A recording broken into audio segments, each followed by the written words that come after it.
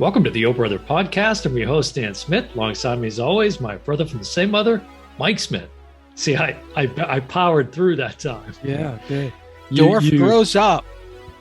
Yeah, like the last 5 episodes, you've got this smirk on your face as we're I was thinking of that Dorf comment. We got to get Emily to find a picture of Dorf.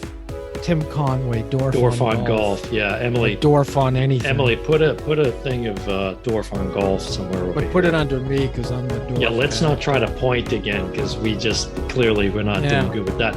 So welcome to the O Brother Podcast, November 5th when you get this episode. So we are officially out of our Halloween fest. Thank God. Hopefully everybody enjoyed all of the films we reviewed throughout the season this particular year. And we just put out a Halloween Fest highlight reel as well that hopefully folks have checked out and enjoyed that as well. So we're coming at you though now, a little out of sequence that as originally intended, but we're going to do a review of the new Dune movie 2021, not the 1984. No, we're doing Dune because you haven't seen Bond yet. Yeah, but that hasn't stopped me before. What? Okay, forging on. Little humor there. Forging, very little. So, for those of you not currently following us, make sure that you're doing the easiest way to find all things Oh Brother. You know it is to go out to our official website, which is OHB as in brother podcast.com. That's ohbpodcast.com. And you can get access to all the Oh Brother goings on there. Get access to our blog, subscribe to our YouTube channel. Make sure you like our videos out there. We'd appreciate the support out in the YouTube channel. And you can find us on all podcast platforms. Don't forget to check out the Oh Brother shop as well if you want to support your Oh Brother pride, pick up some Oh Brother merch. But all right, so let's dive into Dune now. This was we weren't necessarily even going to do a review of this film. This kind of came up out of the periphery, and I had seen it. The truth is, I was shocked that you went to the theater to see it. Well, it wasn't. I was really surprised. Yeah, it wasn't intentional. It was kind of a last minute thing, but so there I was, and then I reached out to you, said, "Hey, I checked Dune out," and we agreed we were going to do it. And I was scheduled to go see Bond. I was this week. And the theater shut it down to one showing a day at like 11 in the morning. And I'm like, I can't go to a movie at 11. I'm still like this, I can't be watching a movie. No comment on that. But okay. So 2021. So this is directed by Denis Villenueve, based on the Frank Herbert novel, 1965. And now you've seen the original Dune from 1984, right? The David Lynch. Yeah, Dune. and I attempted reading his novel years ago. Remember when I was in Florida and I was going to take the Florida bar, and then I just said, I'm not staying in Florida. I'm going back to California. Yeah. And I was reading books like 2 a day. Right. I would come home with a stack of books, and I grabbed Dune then. And it's just a very tough read, as you might imagine from seeing the film. Yeah, it's very, first of all, the film is quite long. And that's one of the criticisms I've been hearing about it is just the length of the film. Yeah, people making jokes about. And this is half of it. Falling asleep through the first 3 hours, and it's 156 minutes long. It's a slow burn. Yeah. Now, as you just referenced, it's Dune on screen. It comes up as Dune Part 1. Correct. And they've already announced Part 2, even though production hasn't started. And he's already said he's got an idea for Part 3 now, apparently. That won't happen. I am shocked. Don't be so sure. I am shocked that Dune 2 has now been greenlit as of this podcast. Just happened. Right. Got greenlit. Based on the numbers it did over the weekend. Now, it did 40 million domestically, and I thought, so in even Villeneuve, who has been giving interviews saying if part 2 happens, it'll be really fun. And then cha-ching, hey, part 2 is happening. Right. And not on that domestic number, because that's a terrible number for this movie. It's brought in what, over 200 and something million? Yeah, because of the 182 million it did overseas, which made that's how much it was, a 165 million budget. Yes. Which I'm shocked. That's a big number. But I watched this, and if you look at Bond and you look at this, you would think this was a bigger budget. Yeah. Yeah. Yeah. It was filmed in a lot of different locations, Budapest, and it was all over Jordan, I think. And made to look like Africa. Yeah. But well, I actually went back and watched the original Dune.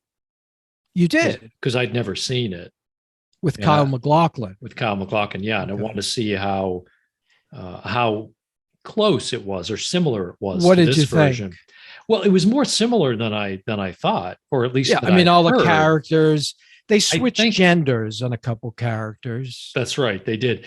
It was bad in the sense that it's not a fair comparison to make it just from the technological standpoint. Correct. The advancement in technology, there's no comparison. And I think that for me was really the only thing I had a problem with watching that. It's very cheesy to go back and see that now. Some of the effects are just really corny looking. I honestly thought Kyle MacLachlan wasn't up to it. I thought he did all right. He did okay, but a very young Sean Young, right, who played with Chani, which is of course played by Zendaya in the 2021 version. His other movies, Villain. I got it the first time. Perfect. Vera Farmiga, was she in any of those? No, Villenueve. Just say Denny. Villenueve. Emily. He did his last movie. Emily coming to Mike's rescue. It's going to be like slice. Yeah. Yeah. His last movie spell it out. Was Blade Runner 2049. 2049, right? Which he took over from Ridley Scott. And he did Arrival, which you have, right? I thought I had it. I went looking for it, but he also did Sicario. Right, Sicario. I don't know if you've seen that. Which was Oscar Isaacs as well, who's in Dune. That's brutal. That's a brutal movie. Yeah, and there's two. I don't think he did the sequel though. He didn't do the sequel to it. Yeah, I haven't seen that one. A Day of Soledad, it's called. This is the score by Hans Zimmer was, I mean, intense. In the theater, you can imagine, in the Dolby Atmos theater, wow. This needs to be seen on a big screen. On the big screen. Don't you agree? Yeah, and I think that it was made very much with that intent. This is a cinema viewing. For sure. And we have big TVs. You and I have large TVs for the average household. Yeah, my TV is larger than yours. Yeah, well, just want to go on record as saying that. 65. We both have 65. Oh, okay. And mine might be an inch or two bigger than. It's not the size, it's the QLED. It's the pixels. Yeah, before we get too into the weeds here, go ahead and give us a synopsis of Dune. Well, it's based on, and the character names you can help me with. Mm-hmm. The young Atreides, Paul Atreides. House of Atreides. Right. His father is played by Oscar Isaacs. Right. Who is Poe Dameron, Star Wars fan. And they have been assigned by the emperor of all the territories. This is way in the future. Speaking of which, let me just mention real quick, because you and I yesterday were talking about, what were we talking about? The film that's coming out with Peter Dinklage. Yeah. Cyrano. And who plays the emperor in the 1984 Dune? Is it Skarsgård? I don't even think he was born at that point. No. Think of the reference. Stellan Skarsgård. I'm talking about. Wow. He was in Dune. Skarsgård. Anyways, we'll come back. He's in Dune. I just said it perfectly. Skarsgård. You said Skarsgård. But anyways, so the Emperor in the original Dune was played by Jose Ferrer. Come on, work with me. Yes. Good Lord, yes. folks. Okay. I should have definitely got that. Yeah. Now, now, just 2 years ago, this was made into a miniseries with William Hurt. Not a slouch of a cast. So 2 years, or was that 2017? 2 years? Okay. Just 2, maybe 3 years ago. Yeah. Maybe I got the dates a little off. But and that was very popular. Yeah, and that's why I was shocked they were making it for a third time. And if you look at Labyrinth, the movie with the rock star David Bowie. David Bowie. Yeah. That was very similar. I remember thinking, what's David Bowie doing in David Bowie doing Mike just continues to roll on with his tradition of butchering what did you put in this thermos? I didn't touch it.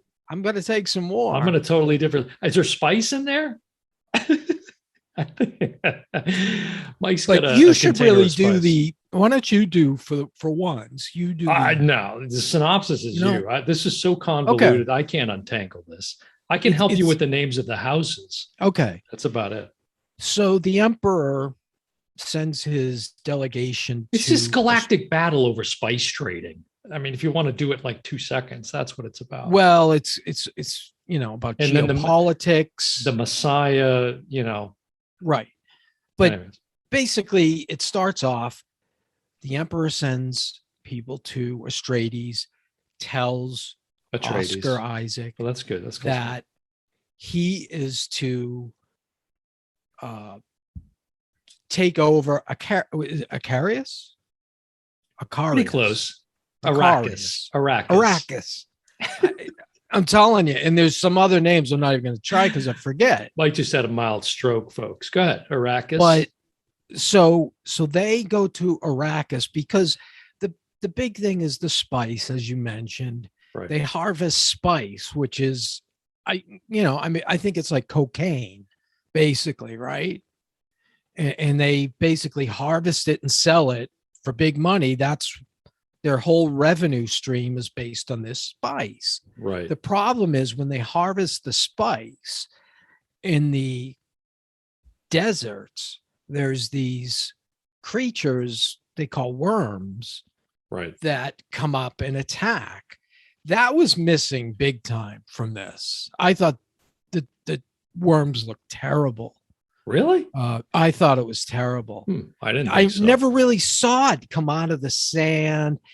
Basically, the sand just kind of opened up, and you sort of saw jaws. But yeah, in the original, right? They came right up, and but there's one scene where it like confronts Timothée Chalamet.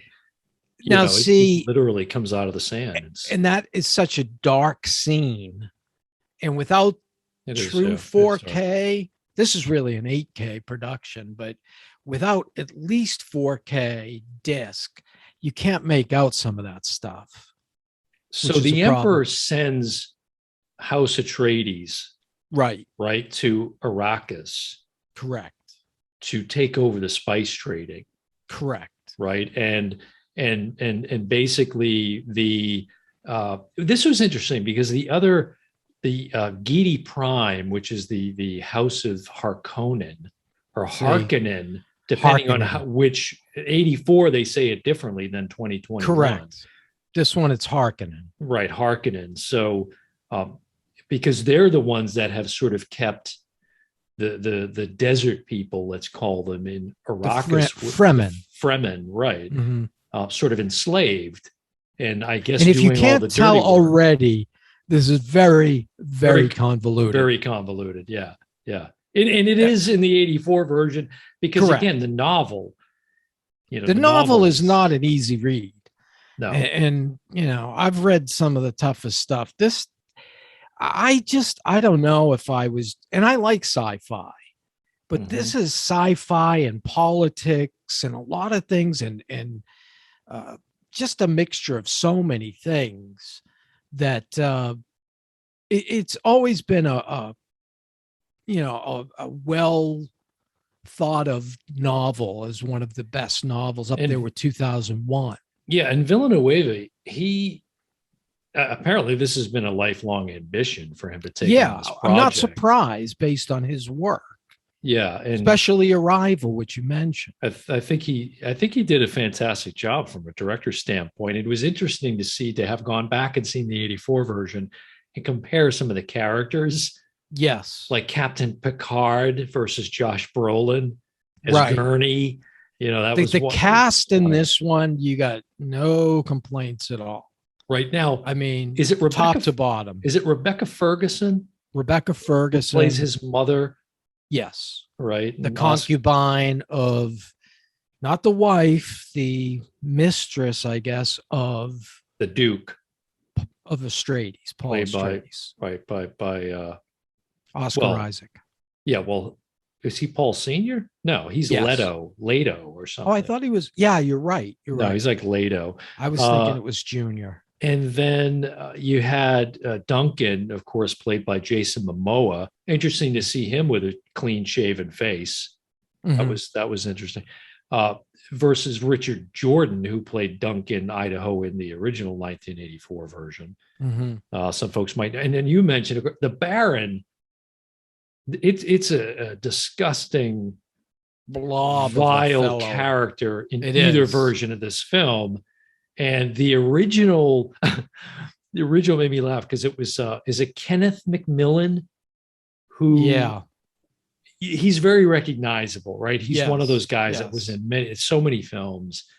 But the effects in the first one just couldn't pull off what Villeneuve is able to do in the 2021 version with the Baron, even though to me, it was still silly, that floating. And he's just like Jabba the Hutt floating around. And he all of a sudden becomes, 100 feet tall. And as you mentioned, it was that's Stellan Skarsgård, who's a great actor and did a great job. Oh, yeah. Prosthetics, and all of that makeup was just phenomenal. Yeah, I likened it to the Penguin in Batman Returns as far as disgusting. That's pretty good. Right. Some people hated that performance so much. Yeah, you've always loved it. That they dogged the movie because of the Penguin. But he was supposed to be disgusting. He's a Penguin man. No, the Baron's, I don't know, doctor or whoever it was that was treating him. I had to laugh because we just got through Halloween Fest and we referenced this guy several times throughout the season, which was Brad Dourif, who's in the original version. It's the big eyebrows, if you think back to his character in it. Yeah, he was pretty young. I mean, I think that was right after One Flew Over the Cuckoo's Nest. And then, and they didn't have, Sting, of course, famously was in the original, right? As the Baron's nephew, I think, Fade. I think it was his nephews, Fade and Rabban. Rabban. It was Rabban, who in this version is played by Dave Bautista, who's an enormous individual and a really good actor. He's actually, I think, very good actor. He's become. He went back to wrestling. He's taken that rock trajectory, but a guy that really can bring the goods. He's really got skill. He really does. And I like everything he's doing. Yeah. From comedy. Right. It's a very thin line between a Dave Bautista and a Vin Diesel. It's like it's a very, it's not a lot of wiggle room there, but he was really good in this. I enjoyed him, but it was just, again, it was a small part. It was a small part. Yeah. But if we're comparing the films, which wasn't really the intent, but it's hard not to, the Sting character really isn't even in this one. Right. I think that's why I confused David Bowie. Yes. In Labyrinth, because I think a lot of people do. Yeah. Yes. But so give me your impression seeing this. Did you? How big was the screen you went to? It was quite large. So it was a big. It was a big theater. Yeah, it was a very large theater. It wasn't very crowded. It was sitting towards the back. But it was I don't know what the size was, but it was quite big. But the thing that stood out to me honestly throughout the whole thing was that soundtrack.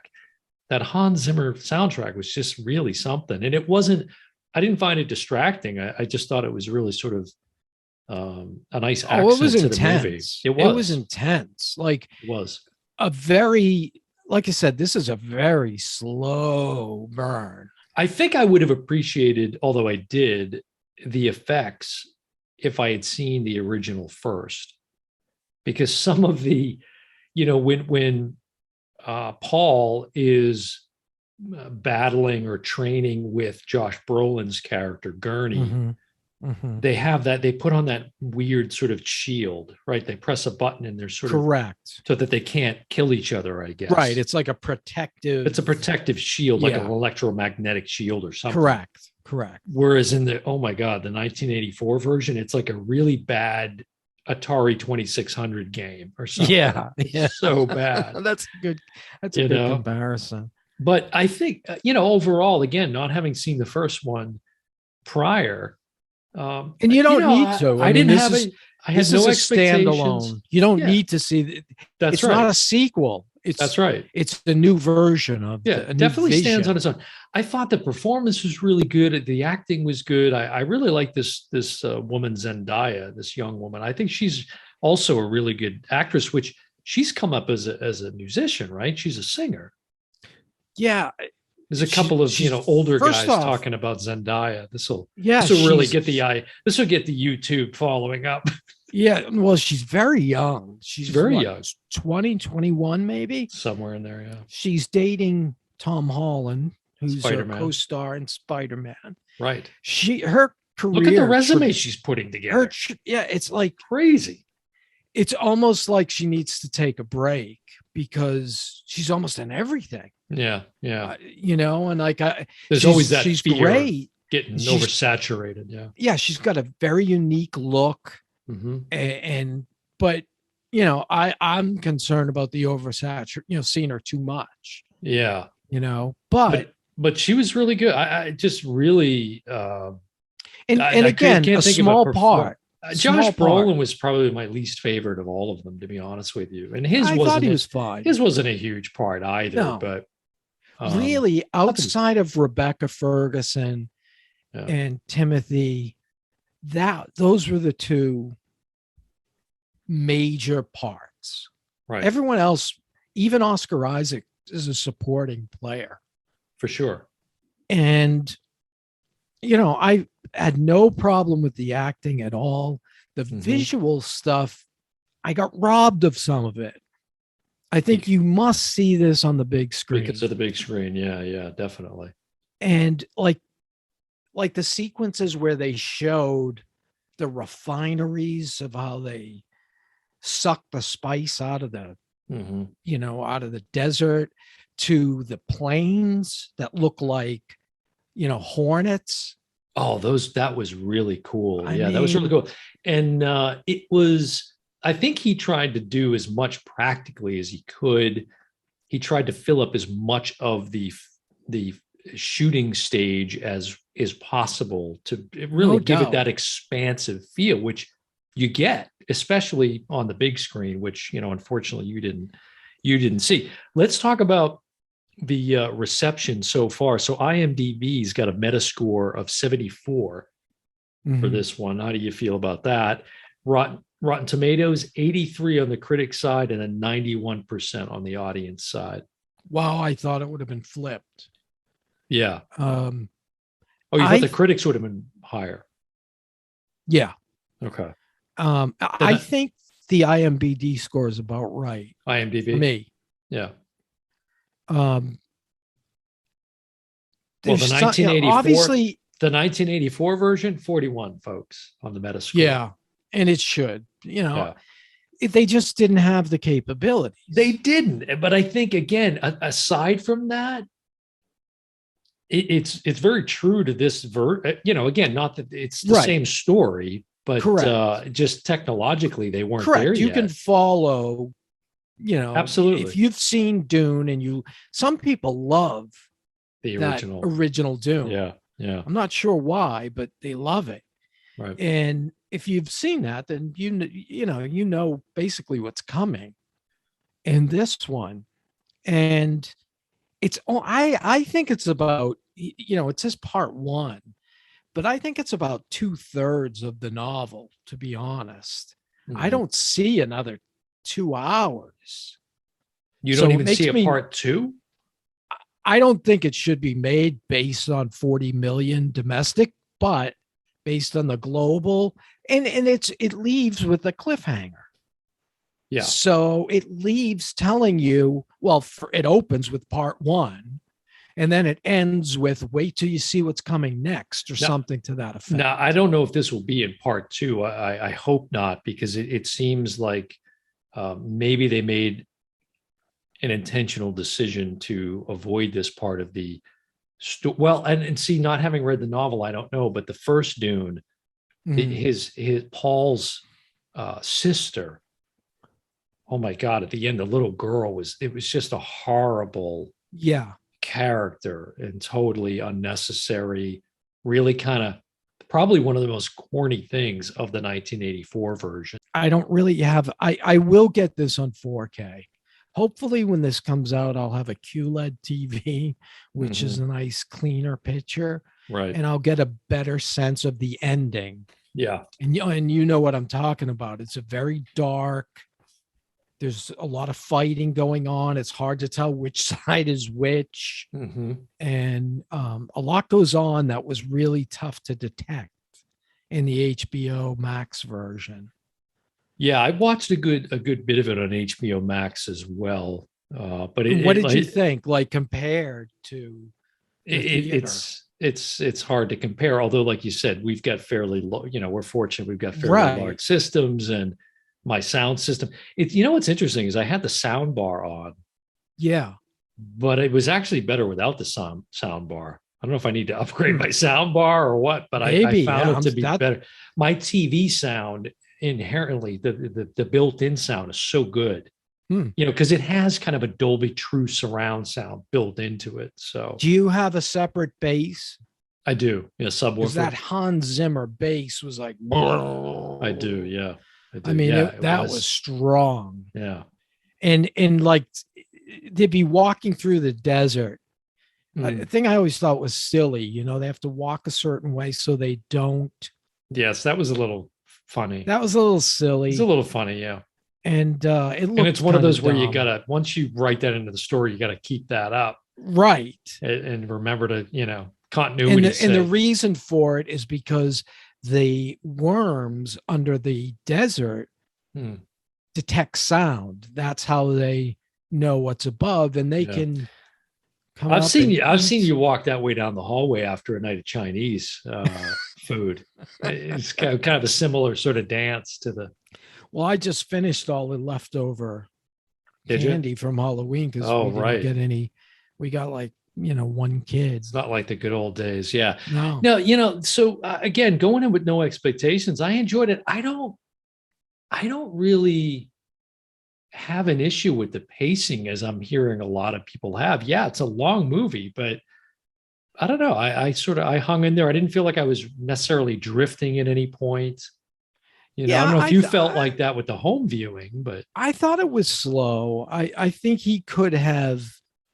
I think he could have chopped a good 20 minutes out of this and made it yeah. probably more palatable. Yeah, I think it's a good take. I mean, I would recommend it. And if you're going to see it, as you already pointed out, this is when you really do need to see on the big screen Yeah, to do it justice. if you really want to see it, you Yeah. got to go to a really big, the biggest screen you can possibly find.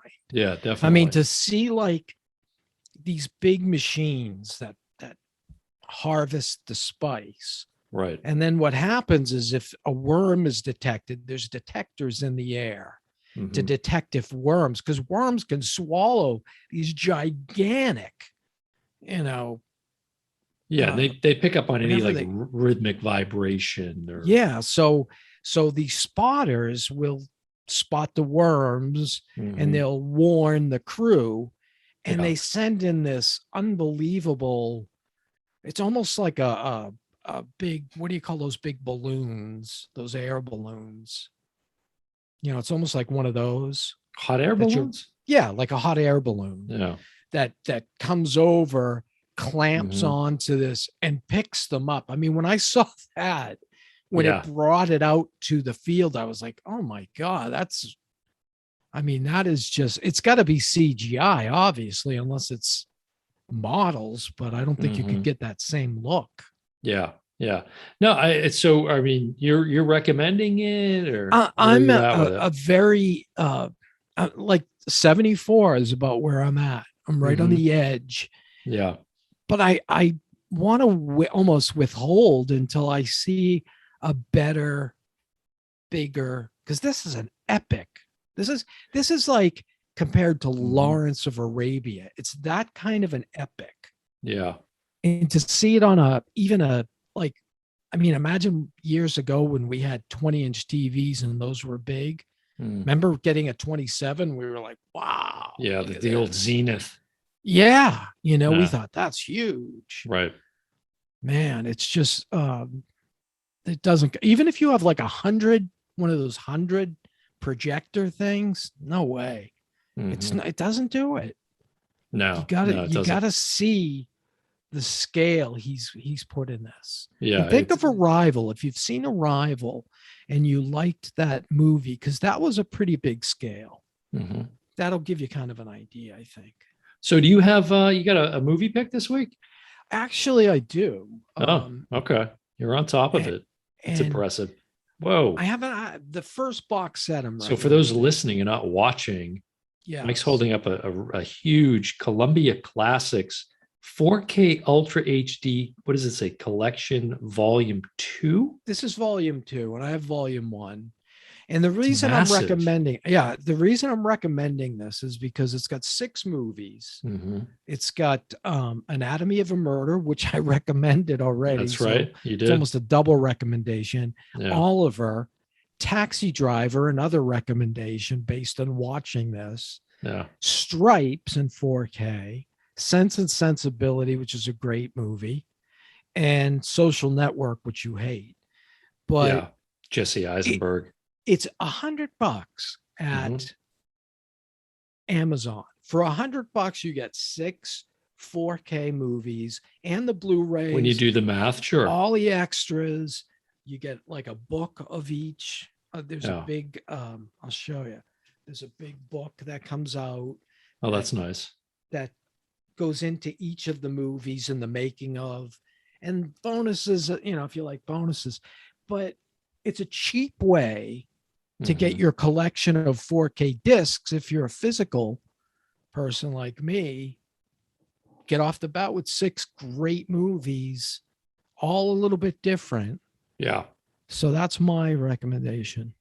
I really didn't have one per se uh, this episode, but as I'm thinking about it, and maybe it's on the brain because of the enormous amount of stress I've been going through previously to come up with a costume for Halloween.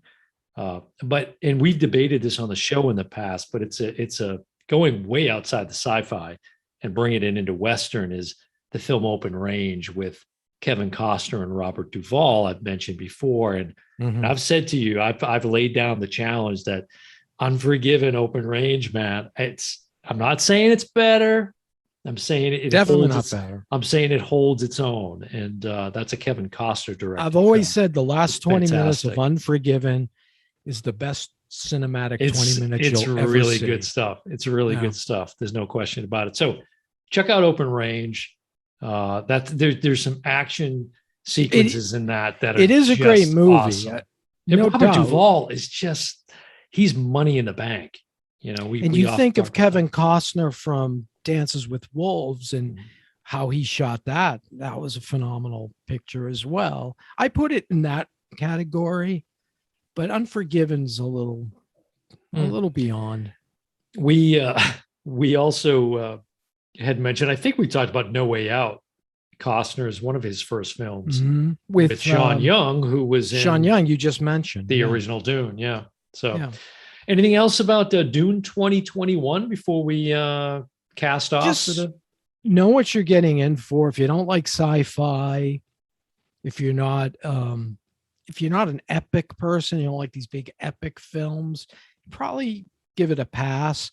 But if you like that kind of thing, this is visually stunning. Again, very well acted.